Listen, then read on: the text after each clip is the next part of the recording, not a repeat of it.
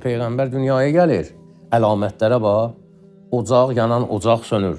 Zülmün ocağı sönür. Ateş gedəvən. Ondan sonra Bütlər üz üstə yıxılır. büt üz üstə yıxılır. Bu nə dündür Allah Allah, bütə səcdə vacib olmuş. Ondan sonra binanın kərpici düşür. Zülm binasının kərpici. O 4-cü silah maraqlıdır. Savə gölü. Savə gölünün suyu çəkilir. Bu suyun çəkilməyi biraz faciəyə oxşayır. Yox. Bir ömür o çayın, gölün ətrafında eşi-işrət məclisləri olurdu. Əxlaqsızlıq yuvaları olurdu. Gölün suyu çəkildi, obyekt öldü də, kimdir gedən qiliyyət yoxdur.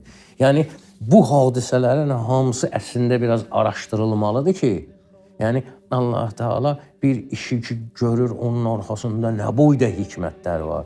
Biz durmuşuq, günahla ona üsyan edirik.